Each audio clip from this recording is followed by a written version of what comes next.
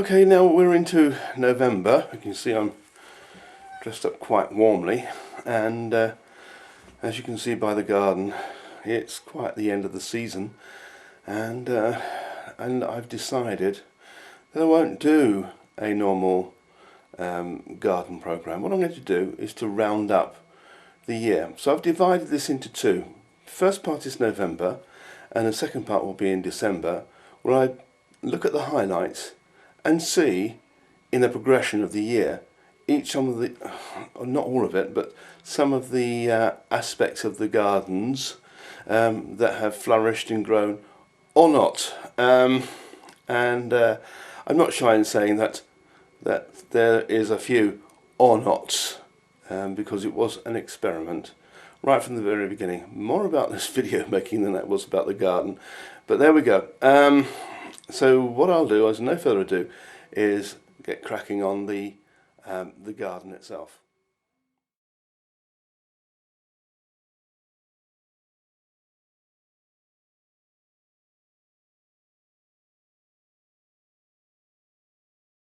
This has been a success this year, I think. Now it's come to the end of the season. This runner bean we've allowed to grow on with the intention of collecting the beans. So we've got some pods here. If I just pull this pod open and open it up and see if we've got any decent seeds. Here we go. There's a beautiful brown seeds here. That's a slightly different colour from the ones that we've already had, but they look good. So we'll collect those and we'll try next year and plant these to see if they grow or not.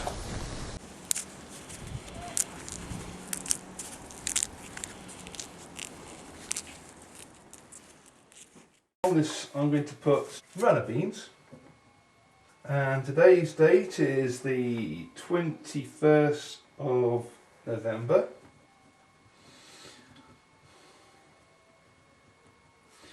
(2013). Now I'm sure every house has one of these little places, the things where you sort of store things out of sight.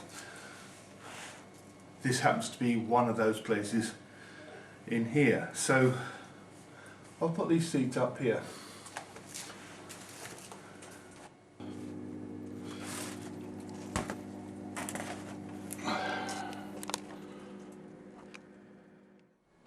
Now you may recall in November I dried some seeds out and put them into envelopes, and I brought some here.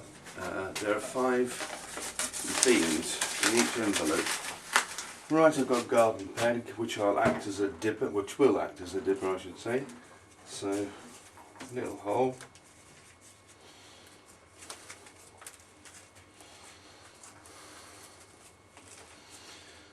There we go, 5 at a time. And this is all very wet, so this might just 1, 2, 3, 4, 5. Okay. It's about a week or so since we planted these runner beans, and here they are. If you recall, I planted those from the seeds we saved last year, and they seem to be going very well. I've put them out for a little while out during the course of the day to harden off, but they're coming on really well. So in a day or so's time maybe I should be planting them out, bearing in mind we've got a lot of slugs. I've put some more into these rolls here, these toilet, well, the kitchen rolls actually. So I expect those to be coming up in a day or so's time.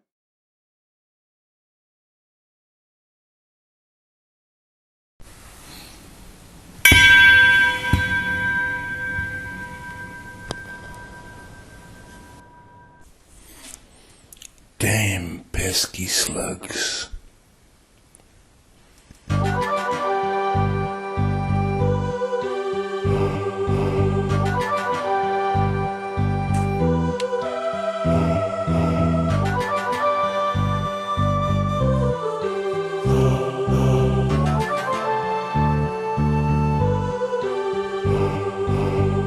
This means war.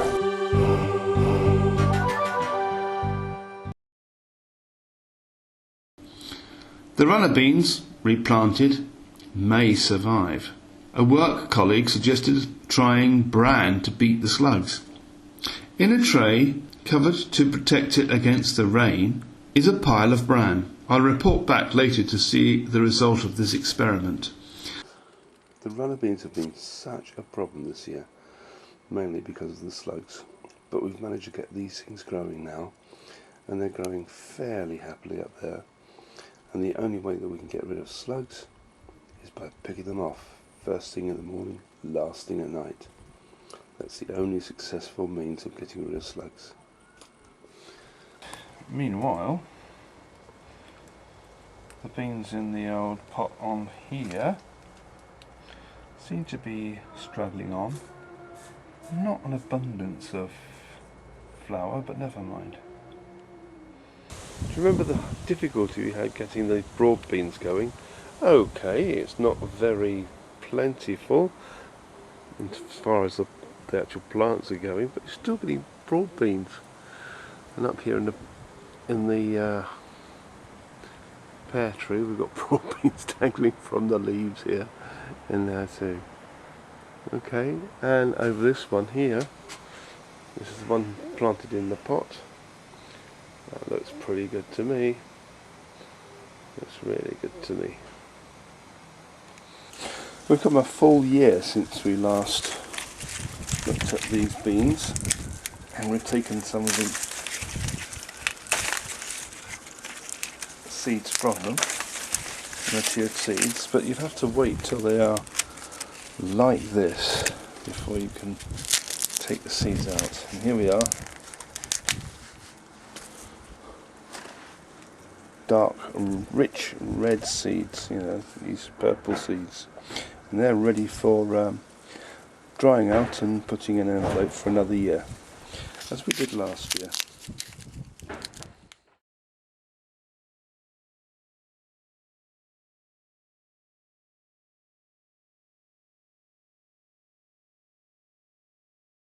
Right by the square foot garden is the Espalier pear tree, which unfortunately was not a good sprouter this year, owing to the late spring probably, and the blossom wasn't fertilised at all, so it didn't turn into fruit.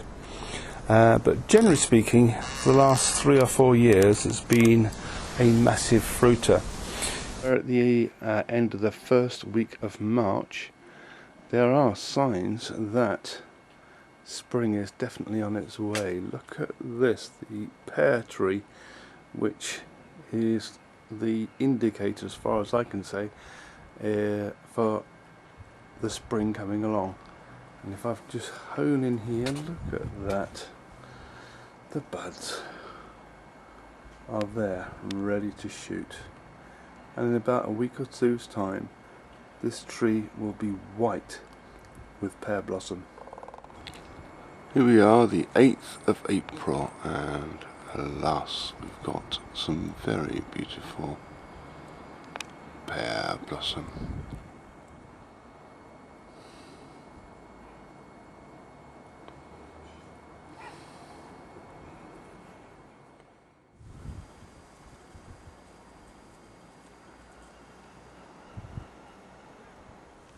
Now it's later in the month, it's now past the 20th, so we've only got a few days left, a week left of April, and looking at the pear tree, I can see that the blossom has now pretty well gone.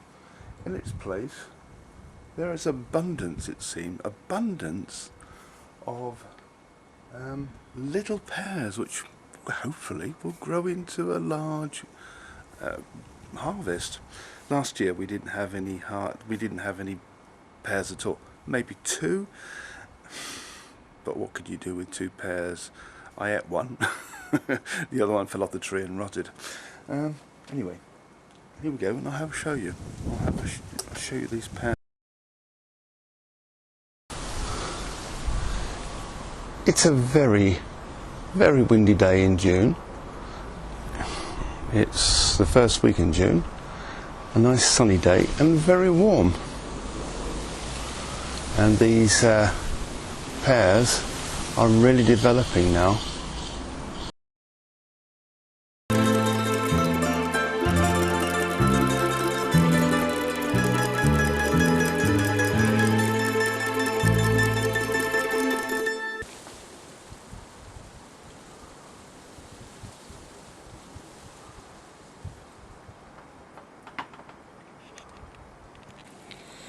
It's time to think about picking some of these pears, which seem to be really ready now, and I'm going to do that right now.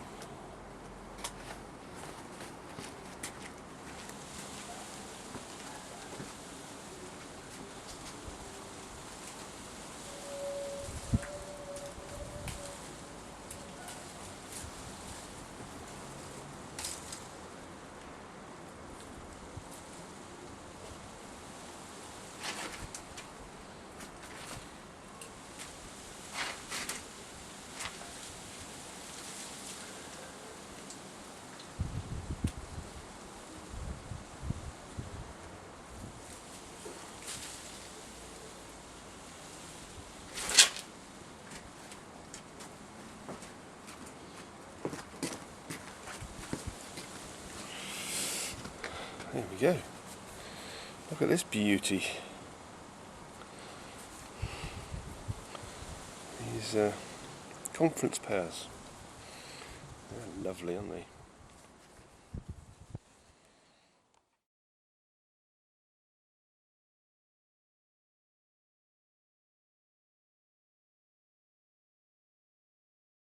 All their leaves, and the hydrangea, which is at the top of the garden. A bit too big a plant to have. This is the hydrangea. Now, just been reading up on this, and it says cut late, prune back at later winter or early spring. But you've also got to take off all the old florets, and the idea is to cut back the old growth to encourage new growth. So I'm going to have a go at this. Whether I do it right or not, I'm not too sure, or whether this is too early in the season to do it. All the florets. Here we go.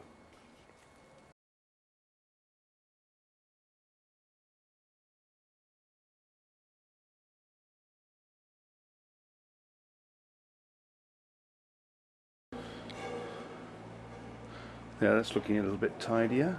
And here's the hydrangea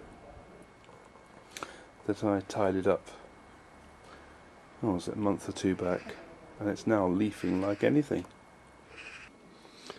And here we have, do you remember I was trimming this back earlier on in the year, the hydrangea, and it's just enormous. It grows like topsy, this thing. It's too big a plant for a small garden like this, but it's a pleasant plant to look at.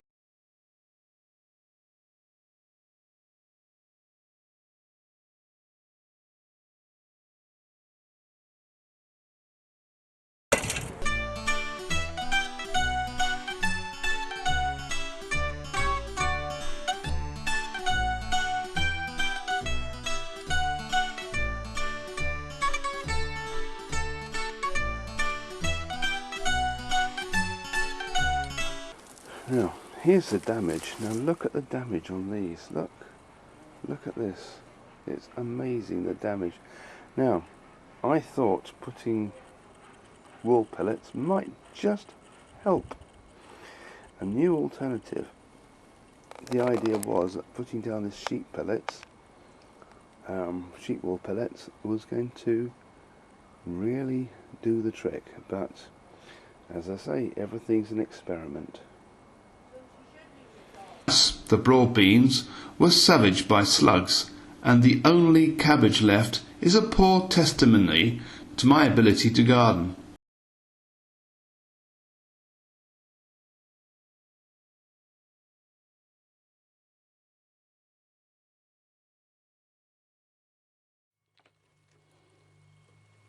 Okay, well, it's not eggs, it's potatoes, and it's time to chip them.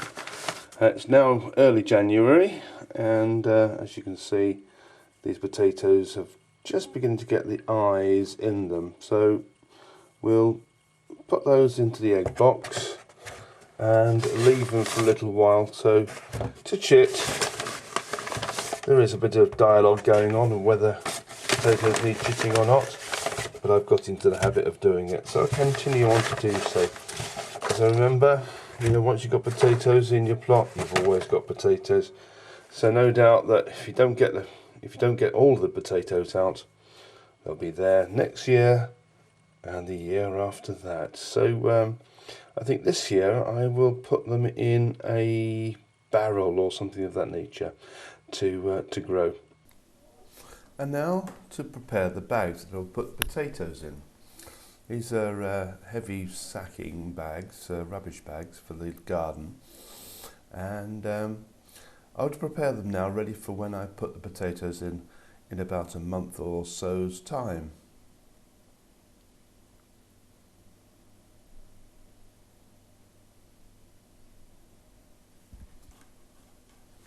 Here's the potatoes that we put in for chitting way back in January, and as you can see they've produced all these lovely eyes and they've somewhat withered a bit. Now we're going to go and plant them.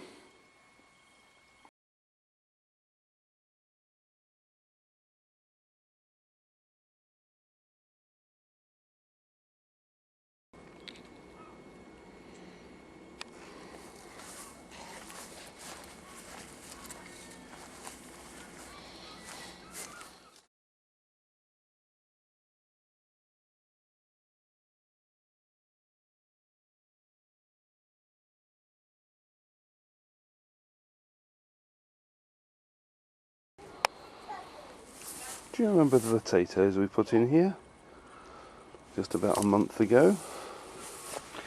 Here we are. They're just coming up. Now what I've got to do, maybe at the end of the month, is start carrying these up. The potatoes, which I plan to plant in an old paint pot. One paint pot. So these are always good to use if you've done some painting and you don't quite know what to do with it. Put some holes in the bottom of it, it becomes a growing pot. So here we go. I'm going to do this left-handed because I'm holding a camera, but there we go. Here we go, let's just get this right.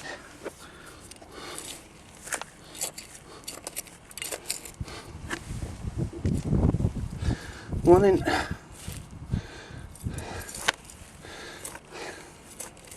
You'll notice I've got some burnt paper in here. Earlier on I was burning some old rubbish in my chimenea. There's plenty more rubbish to burn, all sort of old personal papers, which always make good for fertiliser. Oddly enough, when the industrial north, the black industrial north, became less industrialised, what happened was that it became apparent that the acid rain was doing some good after all, and we realised that the sulphur wasn't present in the soil as much as it was beforehand. I wonder if this old paper would help. Here's a strawberry goer, which later on we'll plant some of those strawberries into. But in the meantime, I've just put this pot here, this pot of potatoes down here, and we'll see how they...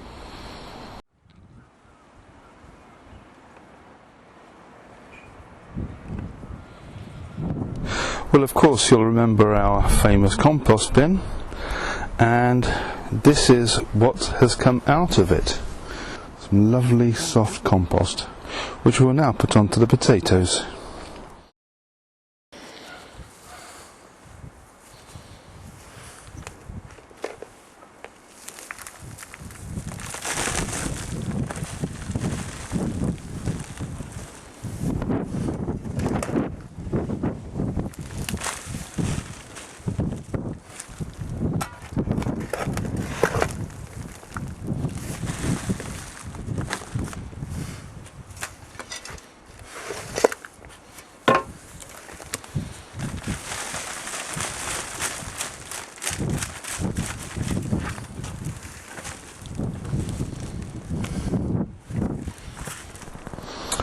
Okay, now what's supposed to be happening with these potatoes is we fill them up with earth, covering the leaves each time, and then they'll grow through again. They will get to a point where they won't grow anymore, so they'll grow over the top, and then all of a sudden the foliage seems to just die away, at which point it's about ready to start picking them. But you can keep them in there as long as you like, it seems, and as long as they don't get too wet and they don't rot away. So you should have a summer's worth of potatoes, new potatoes, for your salad. The chitted potatoes we put in just 2 or 3 weeks ago, now breaking through. Ideally I should cover those up, but I think I'll leave them and see what happens. And the potatoes over next door to it is rather dishevelled part of the garden. It's growing in the sacks brilliantly well, and once they've died, the foliage has gone back, they'll be ready to have. Potatoes are at their best at the moment, and what's going to happen is that they will go over, start to wilt, and once they've died back a bit, that's when it'd be time to pick them. In fact, some of those leaves at the edge are showing signs that they are ready to go over. Now it's August. The potatoes, as predicted, have died back now. The foliage has almost gone, as you can see in this pot. So what I'm going to do is to empty them out and see what we have. I have here a large sheet of pond lining, plastic pond lining, which is a great way of emptying out things, and this is what I'm going to use now.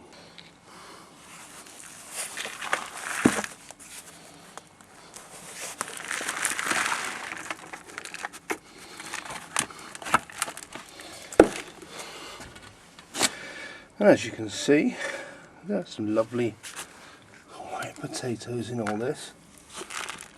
Beautiful. And that's the original potato. Can you see that?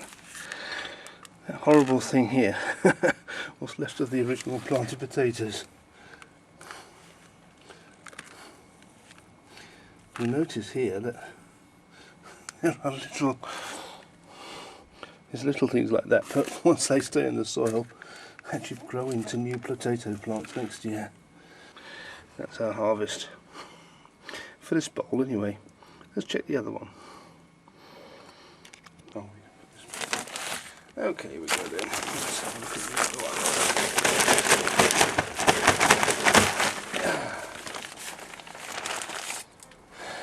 Let's have a look now. What have we got? 1,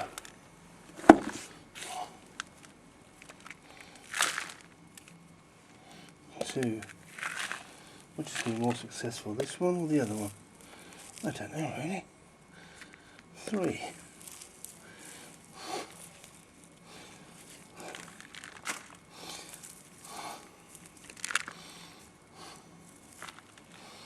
Oh, well it seems we only got, oh hang on, there's another one here.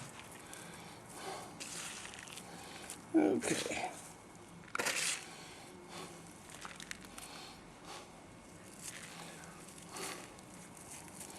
It seems that's all we have for today.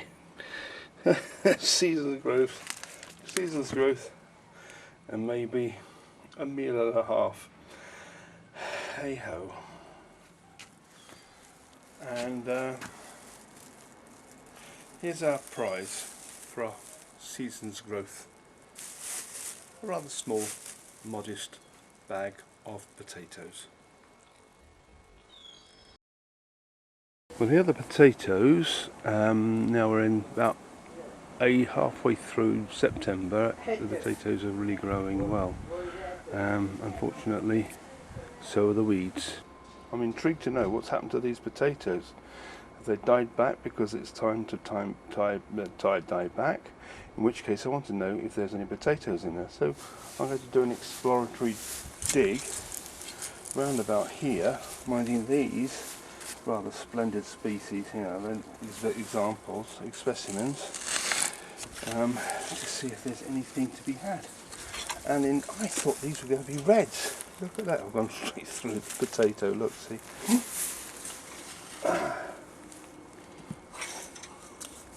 Loads of potatoes here, look at that. Alright. But they're not reds. They're certainly not reds. Look at these. Look at these. Look at all of them. My God. That one is red. Little red one. But all these still coming out. Oh no, that's a... I thought these were reds, but there we are.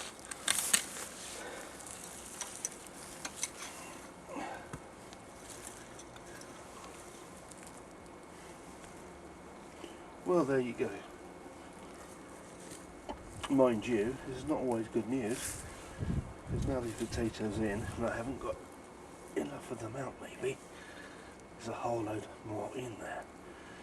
But I'll take those away and they'll be...